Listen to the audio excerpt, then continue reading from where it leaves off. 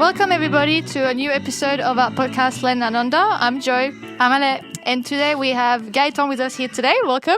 Hello. How are you? Good. How are you? Good. We're recording from your backyard, so we may hear some birds here and there, which is actually really nice. But look very Aussie. It's what? Looks very Aussie. Yeah, very Aussie. Do you want to introduce yourself a little bit? Okay, yeah. So my name is Gaetan. I come from France, and I initially come to Australia in 2009, and I'm the founder of StudyBird. Okay.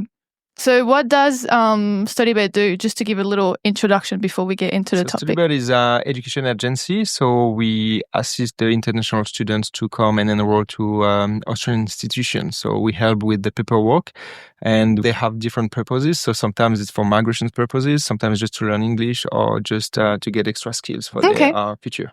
So very various goals, really, just depending on what they want to do. Yeah, that's why we have a wide team, like going from the migration agents to recruitment agencies. So we just try to give as much support as we can. Okay, amazing. So we're recording from the Gold Coast today, which is where you live and operate mostly your business. Is that correct? No, it's Sydney. Sydney is the main office, yeah. But I live in Gold Coast, so I just go from Sydney to Gold Coast quite often. But, okay. Yeah. So is that where the journey began for you in Australia? Did you move to Sydney from France or? No, I always lived in Sydney. So I came to Sydney initially and I stayed there. It's my favorite city, to be honest. Okay. Yeah, I love Sydney. I stayed there for 13 years now. And and I moved like 3-4 years ago to Gold Coast. Do you like it here? I like it. Yeah, I mean, it's different purposes. And now I have a family, so it's more family friendly than Sydney. But yeah, Sydney, that's where I spend my best year, to be honest. So how did StudyBird, how was it born really? You know, how did you come up with the idea? So I started working for education agency years ago, like when I came, like nearly the next year, the following year. So 2011, I think I started, and I quite like it, helping French students because I was focusing on French people. Yeah. So I was supporting the French people to stay in Australia, and most of them were going through studies to stay. I quickly realized that, the agency I was working for was it was international, and they were focusing in the, I wouldn't say the wrong directions, but not the best directions for my clients. Okay. So I decided to operate on my own with the support of my ex-employer. Okay. Because that's, they're the reason why I'm here. So, they sponsored me. So I was very happy with them. And so I suggested a few ideas and then they supported me to start on my own. Okay. And now I merged with the same ex-employer. So, no hard feelings. Was there already a big French market back then when you started? No, I dubbed it when I started. I remember when my employer asked me to start the French market, I looked at him, I was like, education's for free in France, so why would they pay for it? Yeah. And he came back on me and said, you did pay for it. I said, yeah, but, So I didn't I'm an exception. Yeah, I didn't even believe in it. And then we started, and then we explored different way. Trying to understand why they will go through the studies. And that's how we built StudyBird, because StudyBird is focused on putting the right strategy, the migration strategy through the education. So whoever wants to migrate, then we put the strategy based on their profile and we just draft the perfect way for them. And sometimes, quite often, they need to have the educations on the strategy, either for the time purposes or because they have to get the qualifications. Okay, so it's very personalized what you offer to them. It is, yeah. It is, yeah. It has to be. If you want to migrate, it has to be personalized because everyone has different profiles. Yeah. What was your background in France before you moved here? Was it anything related to that? Marketing. No, I studied marketing, and I actually came to Australia to learn English because I used to live border to Luxembourg. Okay. And if I wanted to get a good positions there, I needed to be fluent in English, and I was very, very not good. So you didn't speak English before? No. Still now, It's fine. It's good. Really good. But it's just, I was terrible. I could say thank you, goodbye, hello. I was very limited. So I came here and I was like, I had the options between the UK and Australia. And I knew that if I would go to the UK, if I meet any obstacle, I would come back straight away. That's exactly what Listen Alice the first said. episode. Exactly what I say. Yeah, I was saying that if I'm going in UK, it's too close. You take the ticket. It's not free, but very cheap. Cheaper than if you take from Australia. And I think that if you are in Australia, so it's so far, so you have to looking every option before take the flight and back. So you do more effort. I guess. You suck it up a little bit more before you actually make the decision. You have to challenge yourself. You have to. Yeah. Otherwise, it's too easy. You just okay, I have 200 euros left. Go back and I've been in this situation. I was like, oh my god, all the savings gone because when you don't speak English, it's pretty hard to find a job, especially back in 2009. So I was like, okay, so what's next? But the thing is, I came, and that's actually the reason why I was very motivated to start StudyBird as well. Because when I first came, I came with an agency from overseas, and they told me, oh, you have to go for this, and I was like, yeah, I'm going so far away, I'm so scared. I'm like, I take all in, so I put all in.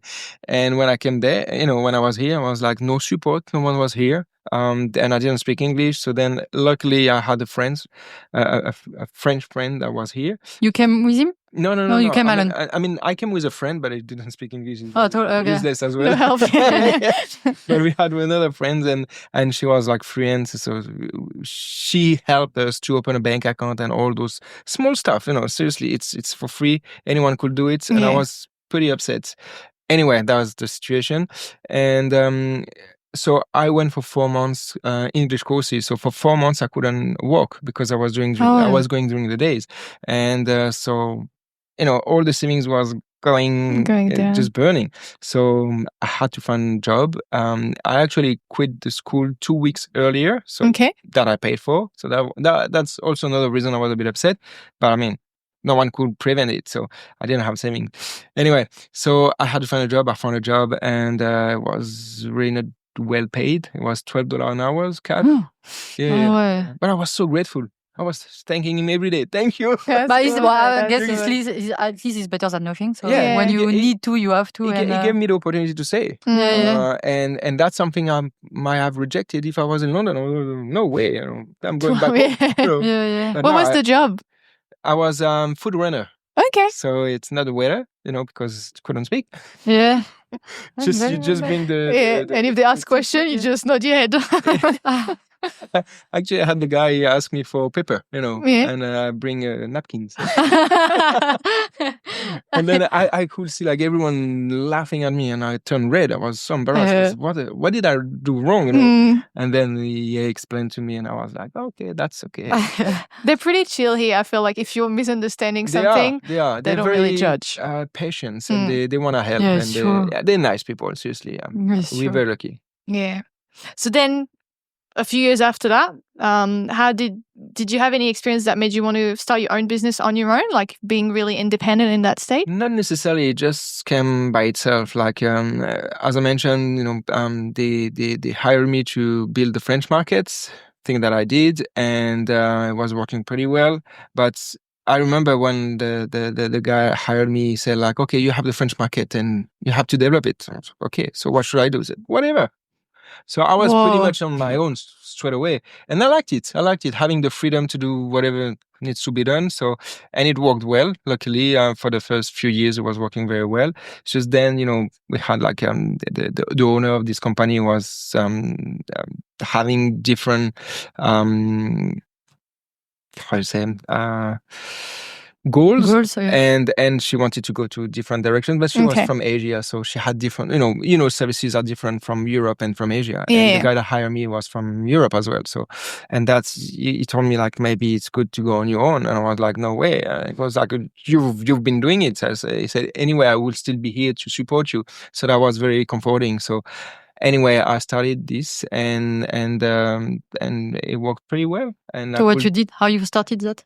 I just started. I mean, people knew me already because I was. So you used the same network? No, I changed. I changed my name. I just changed. I just mentioned look, I'm not working here anymore. I'm just doing this, and then people, because the thing is, I developed my market just word of mouth. I didn't do much marketing at the time, so it was pretty much easy. People people knew that I Yeah, left. like- And anyway, they were going there and they called me. Where are you? I'm like, I'm not here anymore. I Okay. And then they eventually came and followed me step by step. Or anyway, new students, they were coming. And so it was pretty okay and pretty easy to do. And then COVID happened and it was pretty hard. So I'm still a very good friend of my ex-employer, so we discussed the thing together, and we agreed to merge. Okay. So that's why now StudyBird is focusing on the French market of Australia Study, and Australia Study is and used to be my first employer. Okay. So it's good business. Did you have to do any course or kind of training to become an education agent? Look, there is a course to become, not to become, and that's the thing with this industry. It's more about knowledge, more about experience. So the more experience you have, the more you know about the market. Okay. But there is a course. But when you've been in this industry for over a decade, I don't think that's very important to do so. Okay. But for whoever is starting like fresh, we recommend them, we push them to do this qualification. Otherwise, it's more about migrations, be up to date with the immigration new rules, because especially the last couple of years has been terrible. Like every 6 months, you have a big change. And I'm not talking only about the price. It's just big changes. Like people calling me recently, I'm on tourist visa, I have the 485 visa, which is the postgraduate visa when you study a course for over 2 years. And they cannot renew a student visa after that because they change in July. It's pretty hard. But it's good on the other hand that we have the migration agents, because every week we have like the fresh date From the migration agents. Oh, okay. Okay. And where do they get their information from? Just official websites or? They have they have a good network. Like Okay. all the migration agents talk to each other. They have emails sometimes that we don't receive, and then obviously they have access to some tools that we don't have access to. So I'm just getting my update with him. He used to work with us at StudyBird, so now he's a migration agent. So we just do. Oh, you get them weekly. That's good. Yeah. Oh, amazing! Yeah. Yeah. But when you're a migration agent, you have to focus on specific branches, streams, because if you cannot go wide. Like if there is a migration agent says that he can do anything, he's not gonna do it very well. Okay. And that's also the reason why I don't want to do it, because I wouldn't know which one I would like to do, because all the clients that I had in the past 15 years, everyone had different knowledge, way to migrate. Yeah. And so I could support them all because of migration agents, but I couldn't do it myself, because some is partner visa, some others is sponsorship visa, some others I wouldn't go into details, but there are so many visas, because now with the migration agency we have to say no to a few people because it's not specialized for those or those. So we just refer to other people. Okay. So when you say they have to get a specification, is it in a type of visa? So for example, you would get like only students or? Not students. To be honest, migration agents don't do students that often. The one that do, it's probably the one that are not very good, specialized in other visas. But migration agents are more focused. Like for example, there's some that's gonna be for sponsor visa or business visa. Yeah. And some other would like to go for only refugee visas. Okay. And then some other would like to just partner visa. I mean, you can do partner with others because partner it's not so difficult, but. Don't say it. Beep. But even my friend is telling me like it's not so difficult depending on the case, obviously. Yeah. Because this case that's straightforward is so simple, but some other are very difficult. So partner visa is something that's pretty much everyone do. Yeah. But the sponsor like 485 visa, the postgraduate visa, it's also something that normally every migration agent should be doing. Yeah.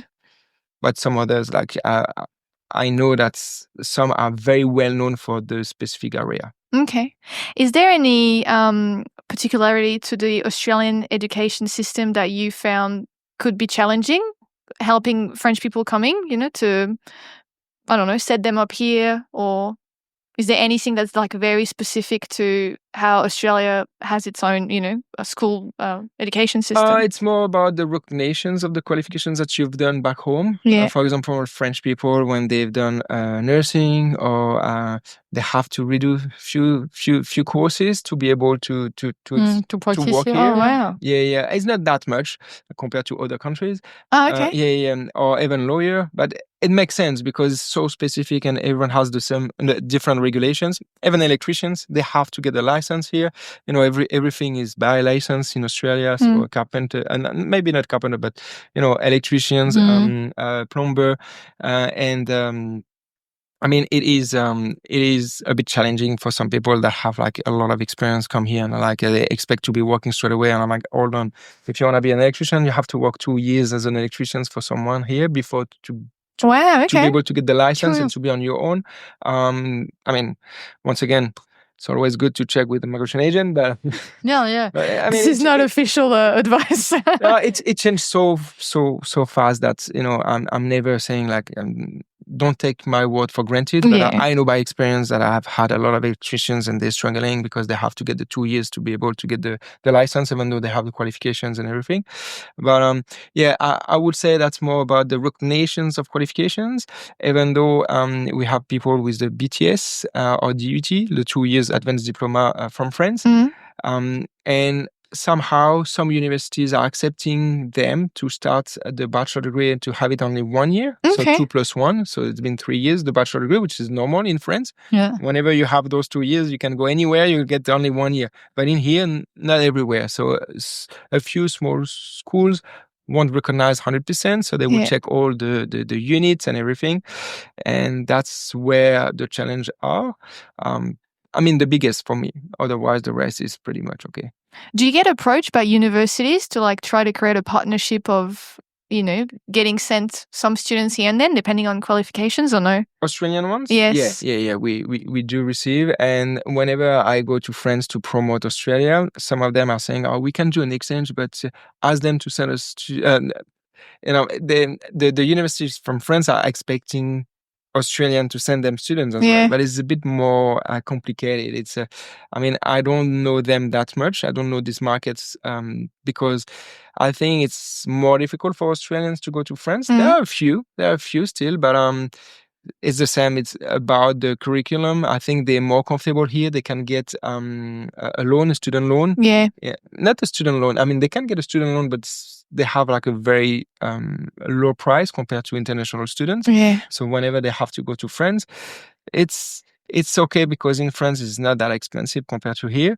It's just that the overall situations to go there and to have the accommodations and everything, I feel like they are less prepared than Europeans because we are used to it, Erasmus and everything. So it's like, it's pretty popular. Yeah. Well, and the language barrier as well, because it's pretty rare that you have Australian people learning French to go overseas, whereas we have to learn English at school. So we already have the language. That's true. That's true. And also, there are a few... Many Australians like French. They like French, so they want to speak French.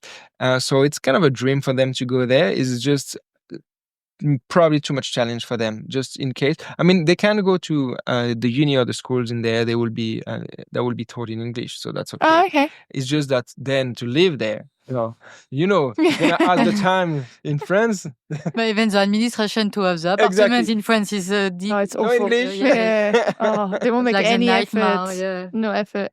Have you had any, like every type of jobs for people to come see you for, like any type of study? Or do you have mostly like, majority it's like admin or business, or do you really cover everything?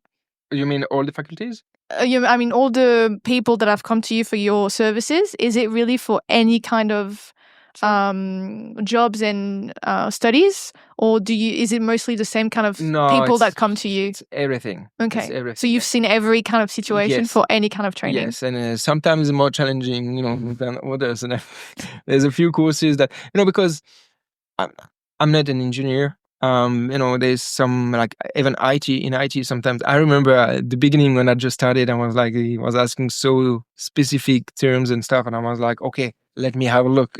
And then it took me 2 days to Oh, wow. Yeah, because when you're not an expert in the industry, you have to dig and to understand exactly, not only in French, but in English as well, Yeah. to get to know how they could work together. So yeah, when I started, it was pretty hectic. Yeah. But now it's okay. I mean, now I know. After 15 years, I hope I know enough to support everyone.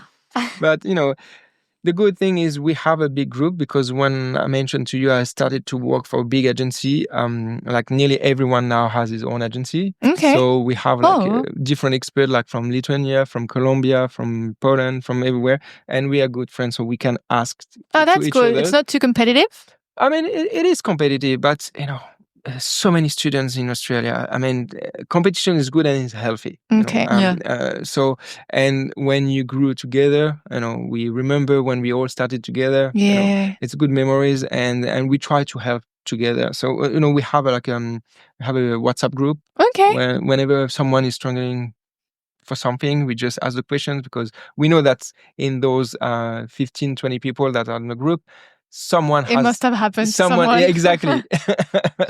So that's how we work on difficult cases. Yeah. What's the craziest anecdote or story that's ever happened to you with someone, without necessarily going into full details? Someone or something? But by someone. Because that you were looking at. There are many. You just need to give me a guideline, and I pick.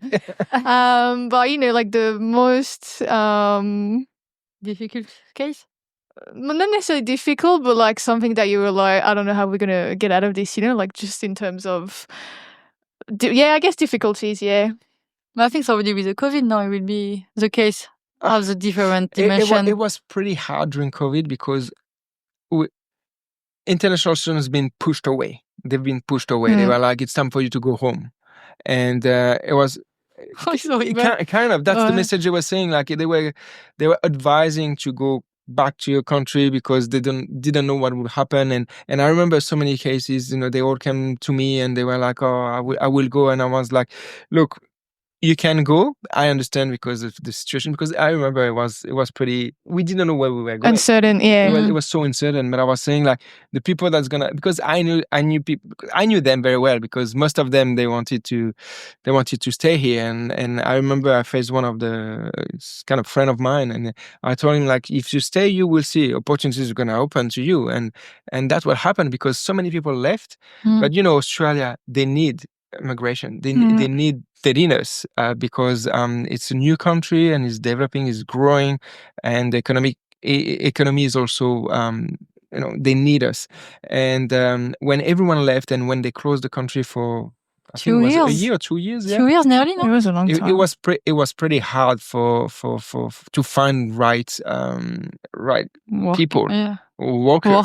And I remember it was like one of my students. She didn't have experience in the thing, was accounting, and she was studying accounting, but she wanted to have a position in finance, which is pretty high. Yeah. And she said, "Oh, my employer is okay to hire me. So the first 6 months is gonna pay me as an accountant, but after that, I will have the full training and I could get in finance the positions that I would dream of, And she was so happy. And yeah, so that was the good opportunities regarding COVID. But to come back to your questions, like something crazy, and that's things that for me, it was a lost case. I had a student that's ended up in jail. Yeah. Oh, pardon.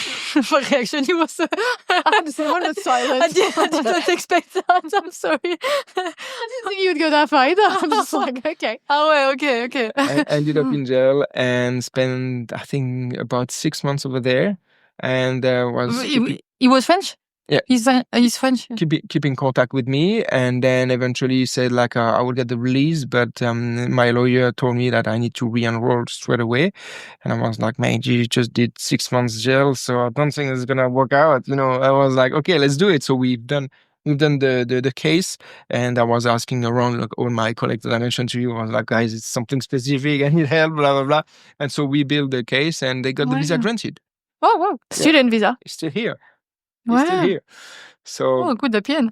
yeah. So that's crazy. that's a crazy case, and I was so surprised. I mean, we always have surprises, and when surprise is good side, it's good surprises, Yeah. because sometimes we have like wrong surprises, and that's upset everyone, because obviously when someone Yeah, when you don't expect and is not granted, is Because they actually look at your criminal record when you apply for studies, or no, they don't necessarily ask for it. For French people, for some other countries they ask for it, Okay. but for French people, we're lucky. They like us. But sometimes, like I just had a case this morning, they ask for criminal record. So it really It depends. really depends. It really depends. Yeah. Okay.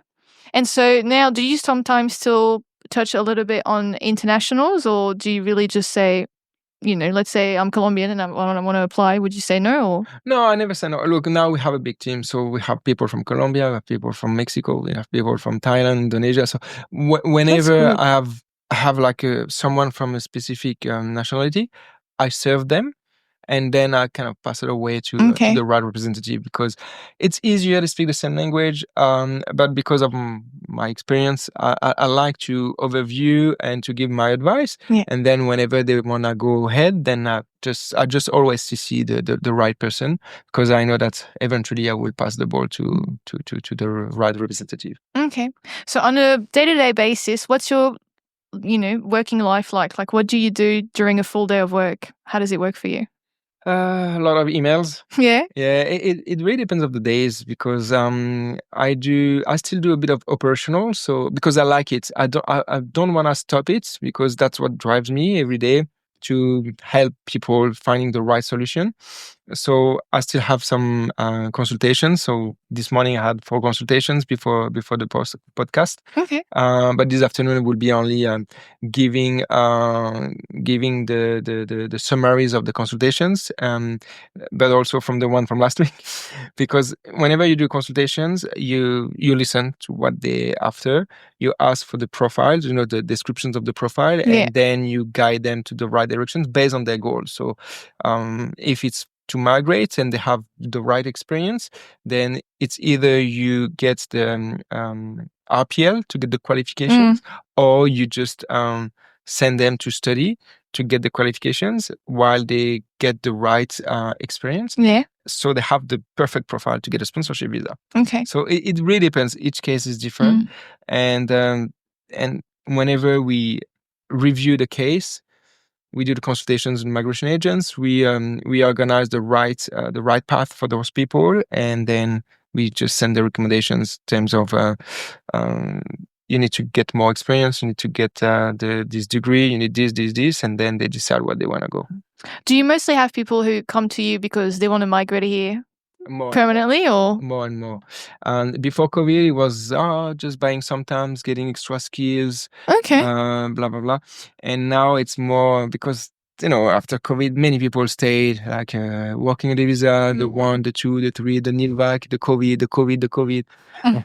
Seriously, and that's what making our jobs a bit even harder now, because they gave those opportunities to those people to stay, to get the work experience. But then, they want to stay because they're quite happy, they have a good job, and they want to keep going. And whenever they want to go for a student visa, I mean, they don't want to go necessarily, but whenever they want to enroll and to lodge a student visa, they got punished. They got punished because they stay here already for 5, 6, 7 years. And then it's hard to show that they're genuine. Because obviously you could have studied earlier. Why didn't you? That because you gave me the opportunity to have this and to get this experience. So they went for it. And for free. And to work. Exactly. And to work, because you were able to work. Exactly, so, exactly. So now it's a bit hard. And I remember, like, I remember I was facing some cases, and I was saying, like, oh, maybe it's not a good idea for you to drop the studies and to go for the COVID visa, or to go for this NILVAC or whatever, because then you might be punished. I didn't know at the time, but I was saying, like, maybe it's not the right sounds way. No good, yeah. And they were like, and they thought I was trying to sell them. So it was pretty hard, because in my positions, they know that's my job and that's how I make money. Yeah. So they didn't value my word, because they thought I was not having the right attention. But I was just trying to be honest and saying, like, we don't know. No one knows. No one knows what's going to happen. And so the government made me lie for a couple of years, because for a few years they were like, oh yeah, keep going. But now they wanna find the solutions. So finally they give me right.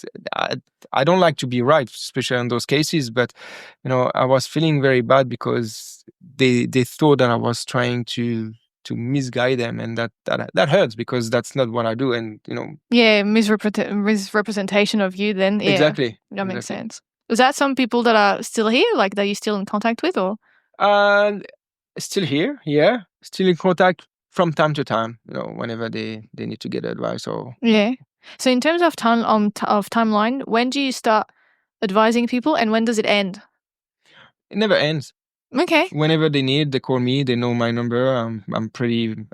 I'm trying to be always there. Sometimes I got unfortunately some people complaining because it took me quite some time to respond. But I'm always saying I'm never gonna take it wrong if you call me many times, because my phone's been ringing, and sometimes I'm busy, and then I'm in the end you are almost 24/7. Kind of. I'm trying to turn off the phone during the weekends, but for some urgent cases, because I know some visas are expiring, I just check the phone before going to bed, and whenever it's urgent, I'm trying to do it. But I'm trying to get the weekends away. I'm trying to be also approachable, because I know I've been there. I mean, we all been there. Visa is very stressful, and when someone from overseas, from so far away, are trusting you, I think it's kind of normal to give them the right answer. But that's also the reason why I'm passing the ball to the right representatives, because otherwise I couldn't serve them all. It made, well, at least for people like us who are from overseas, it made big headlines when, was it last year? They said they would be really strict on student visas.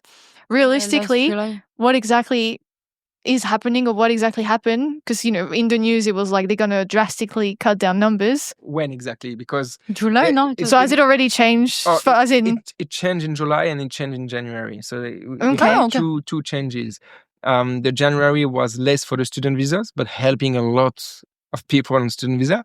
But in July they were very rough on the student visa. So everyone with the as I mentioned before, tourist visa or 485 visa. Do you know what 485 visa? Yeah, that's the one I have. Okay. Yeah.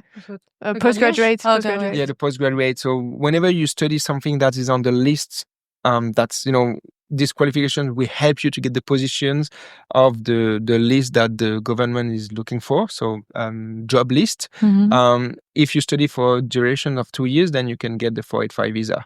Okay. Or if you study for minimum 2 years of higher education, so bachelor degree, master degrees, or PhD, then you can get the postgraduate visa. So whoever is on the postgraduate visa or tourist visa cannot apply for a student visa now from Australia. So you have to leave the country and to do it from overseas. Which doesn't mean you get granted anyway. It's getting harder, because the processing time takes forever nowadays. Before it was only 2-3 months, I would say. And now we have some cases, it's been a year. It's exceptional. Normally it should be 6 months, 6, and then now 7 to 8 months, because it's getting longer and longer. But we have people like it's been a year. So whenever they have, the issue is that it's a case officer that's behind the computer that's going to take the decision. So it's very subjective. So sometimes it's very hard. That's why I'm always happy to do, for the people to do it from Australia, because you can always dispute the decisions. Appeal the decision if something's wrong, because sometimes things happen wrongly. And I'm not judging. I'm not saying they don't do the job well. It's just because we don't know exactly what they're looking for. But some cases, I know some very genuine cases should have been granted, and some cases that should never be granted. So in my position, sometimes we still try to understand what happened and the reason why it happened, because it's doesn't make sense. Can you appeal? Can you make an appeal? Yeah. Yes. Yeah. $3,500. 3,000. Yeah. Wow. Yeah. Has a cost to appeal. Yeah. And you need to have a lawyer with you. Not necessarily. Not necessarily. Not necessarily, because it's gonna be you defending your case. Okay. Look, I'm always saying, like, most of the genuine students just appeal the decision because it's wrong. You're gonna defend your case. It's gonna be easy to prove that it's wrong. Yeah. For the bit less genuine student, I say like, okay, maybe you should get advice. But the issue is that when you apply from overseas, you cannot appeal, so you just lose the money. Okay. You have to be here. You have only if you do the application onshore. But if you do the application offshore, they can reject it, and then that's it. Is there a reason that some visas you can apply? Actually, can you apply to all visas onshore and offshore, or some you have to be? It depends of the profile you have. Okay. Yeah. So, for example, I could apply for a student both here or overseas, and same for a partner, same for working holiday. Okay. Partner, working holiday visa, no, you have to be overseas. Okay. For the first working holiday visa, you need to be overseas. Yeah. Yeah. Just the first one. It was the first one, yeah. But you can delay the ask, no? Of course. You can delay, so but once you've done your farm work, you can request Extend but at any time you want. Yeah. And you can do it onshore, offshore. This one, the extension. That's pretty good. Yeah, it's the same as the first one. You can leave and you can apply for your second or the first, like 5 years after if you want. Or if you're still in the condition with the time that's your age and all. But the first one you cannot apply from Australia. Talk about the second one. So how come? So when it's big cases like student or partner or anything, they have someone at the big immigration building looking at every case. It should be, that's the case. Yeah, you have a case officer that is treating your case and granting the visa or refusing the visa. Okay. And when they refuse the visa, they have to give the reason why they refuse the visa. Okay, because there's so many people requesting visas, but I'm guessing they also have a lot of people working, like full time on it. So some cases take so much. Like for example, the partner visa. Why do they take so long to be processed? Do you know? Because it doesn't take that long to look into someone's, file. Like as in, you have that document check, you have the document check. But the partner visa goes in 2 steps. Yeah. So that's normal. It takes time. It takes also time just to check that they are genuine relationship, because they have to check and check if they're still in genuine relationship after this time. Yeah, true. So for the partner visa, I believe it just makes sense that they take their time. For other visas like student visa, I believe they should be a bit faster because I had a case that's left Australia because it was so uncertain. And the price of the education is so high that they don't feel comfortable keep paying, because even the visa is not granted, you keep paying to go to school, because if you don't do, the visa is rejected because you're not enrolled anymore. Because so you don't have choice. Because the school's gonna refuse. They're gonna report you to the immigration saying like, oh, this student is not a student anymore. And then if he's not a student anymore, he doesn't need the visa anymore. So visa refused. Makes sense. So whenever you apply, it's frustrating. You explain to the Department of Immigration that you need to study this course in this school for this length and starting this day. So if you miss the orientation day, the first day of school, the school is gonna report you. If they report you, then the visa is refused. So you have to go. You have to keep paying. If it takes 1 year, so that means you will have paid 1 full year of tuition, going to school, and then if they refuse, you have to appeal the decision. But then it becomes a bit easier because you have the full year to present that you're a genuine student. You did it. You've done the homework. You have a letter from the school saying, he's a perfect student, blah, blah, blah. Because I have a student, she's the top of the class, and she has like recommendations letter from the teacher. She's always showing me like every month, can you please upload it to my documentations and everything? So I do because it looks better. It looks better to have a reference letter from the teachers. What does she study? Cookery. Oh yeah, what? Cookery. Oh, that's good. Yeah. Do you think it's fair that how expensive? Because it's really expensive to study here, and I know it because I did it for international students. What is their reasoning behind the prices being that high compared to Australians? Domestic? Yeah. So the way that the Department of Immigration, that the government is justifying this is because they want to make it more affordable for the domestic. Okay. So they're going to use your money to give it away to the Australian student. Oh, you're welcome, people. I mean, it makes sense. Yeah. Oh, yeah, no, it does. Yeah. It's very nice money from the government. Yeah. But let's see if it's true. Oh, if the money is actually being used for that. I believe so. I mean, but it's just that the price difference. It's huge. Yeah, it's crazy. And it's really expensive. So it's like, how many students do you actually cover with? The price of one international. That should be maybe 2 to 1. Wow. Do you have people who started doing some like a case with you and then were just like, this is just too much money, I'm just Yeah. Yeah. I mean, normally now you have to show that you have sufficient savings, and that's making a bit harder now, because you have to show about 42,000 Australian dollar. Yeah. How much? 32. 42,000. Oh my goodness. Yeah. So they can ask anytime, whenever we lodge a visa application, they can ask anytime, show us that you have the money. 42K for 1 year. And they ask after you pay the visa, and also when you don't have the money. Thanks. Every month. 42? No, because they did some calculations, and they said that, the lifestyle in Australia costs about $29,000 a year for the accommodations, the food, and everything. Then they want also you to cover the full year of tuitions, and they took an average of 13K. So you do 29 plus 13 is 42. But then you also have to have the fly back home. Okay. So it's like maybe an extra 1,000. So I'm always asking 42 to 43K to cover. Wow. We're lucky enough they don't ask French people to show this money straight away.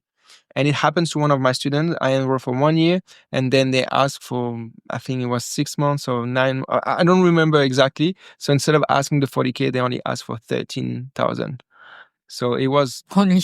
Yeah, it was hard enough for her. It was hard enough for her to show it. So, but the good thing is you can have support from your family. So you can ask, bank statements from family with a letter of your parents. Okay. I was going to say, because I remember I had to just give a letter that says, my parents sponsoring me, saying whatever she's going to need, we can, like guarantee whatever. Yeah. And I was fine. Yeah. So they still do that. They still do letter. That, yeah.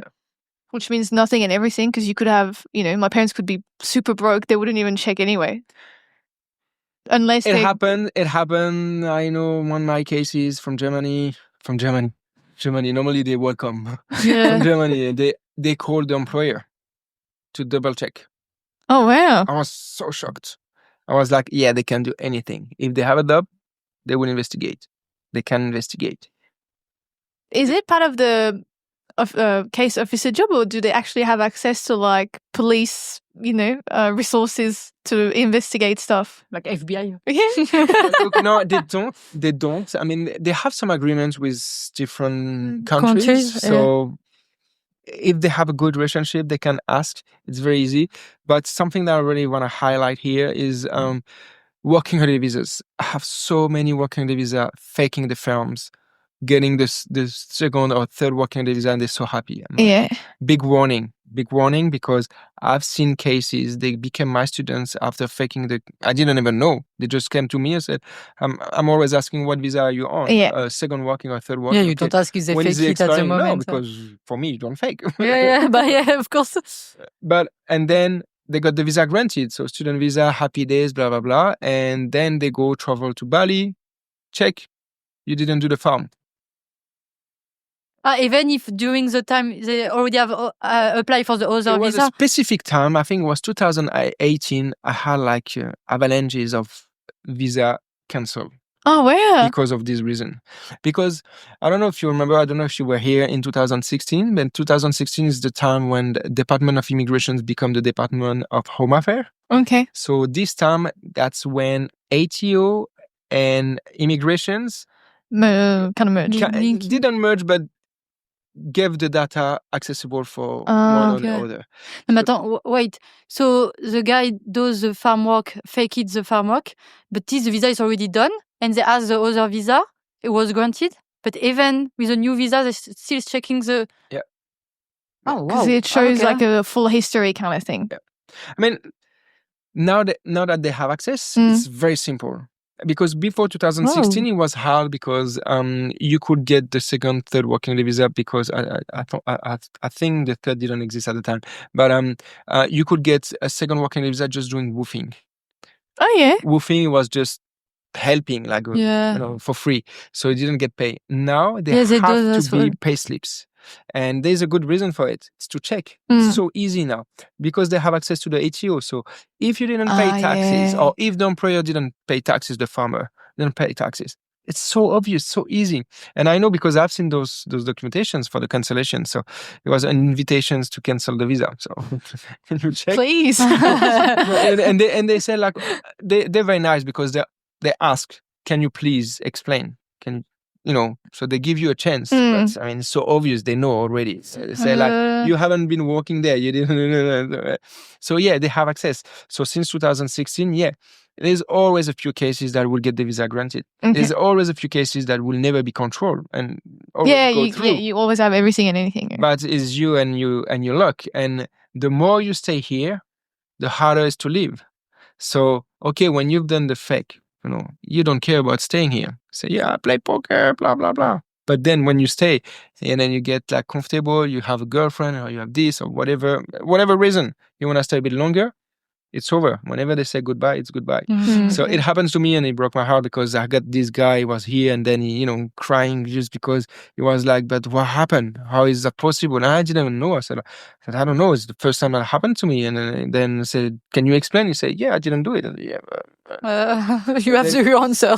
and then it was like, yeah, I'm sorry, there's nothing I can do, because there's literally nothing I can do with this. And no one can do anything. So it's kind of awful because you kind of like, he was probably stressing. Let's say he was stressing when he did it, and then he thought it went through, it's fine. So it's something you don't even think about anymore. Yeah. And then it comes back to actually, just destroy everything you've done. Yeah. And that's why I want to say it, because it happens. And I know someone that works in the industry now. She's been doing it. And when you have this, you have a ban. So for 3 years, you cannot come back to Australia because they consider as a fraud. But even the whole Commonwealth, not only Australia, no? The ban is for Australia. So obviously, the Commonwealth, they might check, but it's for Australia. Yeah. And 3 years later, you can come back. Because I know she came back, and tourist visa, that's fine. But I don't think you still have the mark. I don't think that would be good to migrate now. I think it's gonna be. I mean, you fraud for visa, it's gonna be pretty hard to. It's a big red flag. Oh yeah. If you have a ban, it's a big red flag. Because they ask you anyway when you fill out a new visa form. Anyway, they ask, have you ever been banned? They ask those two questions. They have you had a visa cancelled or refused? Yeah. And then you need to explain. And if you overstayed in Australia. Yeah. So, do they actually, because, always people joke that if your visa get cancelled, they give you 90 days to leave? 28? It depends. Oh, okay. Every case is different. It's between 21 and 28 days normally. Okay. But let's say you live on the, 30th day, and because that's only how you could make it work, for whatever reason, like you're trying to be genuine to leave. What consequences can you have leaving, like overstaying your visa? Do they actually take it case by case, as in, it's only 2 days, but you were, sorting out your whole life, it's fine? They always give you sufficient time to leave. Okay. Because they know that you've been here for a few years. You need to get your apartment back. If you have a lease, you need to, so many things. You might lose the bond, so you need maybe to find someone else that's going to take over so you can manage, sell your car or whatever, So they give like between 21 and 28 days. So, but if you go over that, that's called overstay. So overstay, it's another question on the list that you will have to say yes to. Yeah. So you make your worse the situation. Your folder is it's worse. not making it easier. So it's better to leave on time.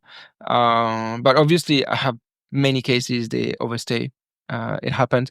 The only times when it's tolerated is when you go from a student visa to another student visa. So the visa expired and you lodge a little bit later. It gets a bit harder, but if it's less than 28 days, you might have it granted. It happens to me, and I got it granted. It was a bit more exercise because you need to do applications differently, but it worked out. It's just that I strongly advise not to overstay, because then it will stay on your record. Don't overstay. And for each here, the way student visa work is that you apply for a student visa based on the course you're about to do. Is that correct? Yeah. So they calculate the duration of your visa based on the course you enroll in. Yeah. So if you enroll for 2 years visa, 2 years courses, then you can apply for 2 years visa plus 2 or 3 months. And if you apply for 9 months, then you can lodge a visa for 9 months plus 1 month holiday. So realistically, you could do 3 student visas in a row. Like it's technically possible if you go from one bachelor to a master's degree to something else. Yeah, I've had cases. It's been 9 years, so Really? yeah. Wow. Did they change? Change all the time. Oh, From English to certificate to diploma to advanced diploma to bachelor. Oh. is that because they were uncertain? Because at the beginning, then you may as well do a master's degree straight away. Exactly. There are a few different reasons. Some cases they don't have the money at the time. Yeah. Some cases they don't have the guts to do it. Mm. They were like, I'm not too sure. I just want to stay a bit longer, see how it goes, blah, blah, blah. But I don't want to waste my time. So maybe I would get something in this industry. And some cases they were just buying some time and they're like, I wasted my time and my money. Now I want to do something serious. It's many, many different cases. And some cases, I don't want to say on record, but it's just to go for the strategy to migrate. Because they're missing this much, so they have to do this for XY reason. Okay. And they do it, but it has to be in the industry. Because we have seriously, I'm not saying only for French people, but we have some international students coming here with very good skills and they bringing a lot of value to the country. And, but it's so hard for them to migrate. So, in those cases, they have to redo things that they know already. Okay. So they do it. They're doing well, and they most of the time top of the class. And after that, they have whatever. It's a win-win. It's a win for Australia and it's a win for the people migrating. Do you have any cases, or you have to? Because I know that Australia and New Zealand, they are close with the immigration. Yeah. You have few cases you have to say the guy, go New Zealand, doing that in New Zealand after you can come back, or not really? I don't advise on things that I don't really know. Okay. And I don't know much about New Zealand. I know it's easier to migrate over there. Yeah. And I know the study thing is a bit different. And I know some of my ex-students that went there to migrate. Okay. And now they're back here. Back in Australia. They're back here because whenever you have the residency over there, you have with Australia. And go. And that's what happened. So yes, it is an opportunity, especially for the people that just lacking on a few criteria in Australia. So it could be a good option for them. But is it easier over there because they obviously have less people trying there, or no? It's just that initially we call the ONSCO. The ONSCO is the Australian and New Zealand. I forgot the term. Just like agreement. It's more for the shortage. Where they have a shortage. Oh, okay. And the list was based on the Australia and New Zealand, and now they only focus. Now Australia wants to change it for OSCO, only for Australian, because they realized the last few years that New Zealand and Australia are different criteria, and they just needed to update themselves. So they're not in the same page for a few things. Not anymore. Okay. Not anymore. And I think Australia is growing differently, and New Zealand is very small. So it's Australia has different states. All states have different regulations. That there is regional visas. There's so many visas that exist, and from one state to another, it's already different. So if you have to agree with New Zealand on the top of it, it might be a bit harder. So look, I'm not saying this. I'm just think that New Zealand and Australia are two different entities. Yeah. Even though they try to do as many things together, it's like Europe. We created the Europe. We thought that would be a win-win, but it's been a lose-lose. Let's be honest. Yeah, it's true. Sometimes it's better to just focus on what you know. Do immigration regulations change from one state to another, or just the quotas? And let's say I want to. You mean between Australia and New Zealand? Oh, sorry, between Australian states. Yeah. No, it's just that there is a list of positions that the government is looking for, and some states are offering different visas. Okay. Like for example, if you go to the Darwin or if you go to the regional area, we call the DAMA. It's like a open door for few positions that will never be open to big cities like Sydney or Melbourne.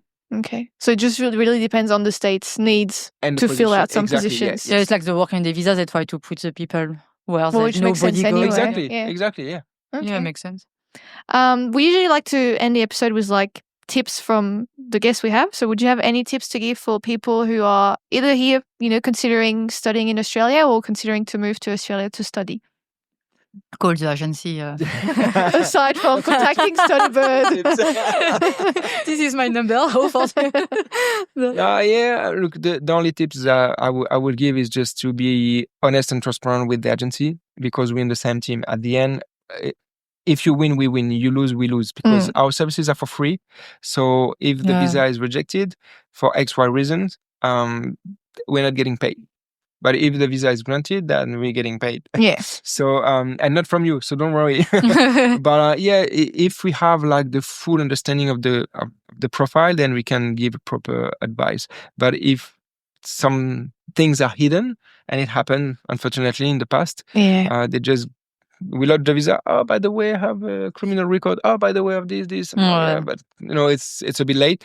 Never too late, but unless Department of Immigration knows about it. Yeah. But that would be the tips. Yeah, just to be transparent, because we are transparent as well, and I think that's the only way we can win. Yeah. So it's really teamwork that you do with people. It's just like you're both winning together, Yeah. Yeah. What's the best way to contact you or like use your services for anybody who's listening who may be interested in that? Yeah, you can go to the website studybird.com.au. And then we have like contact us. We have like can book consultations and consultations for free. I think that would be the best way. Good. Well, thank you so much for your time today. It was really nice to have you on board. And we'll just see you at the next episode. See ya. Bye.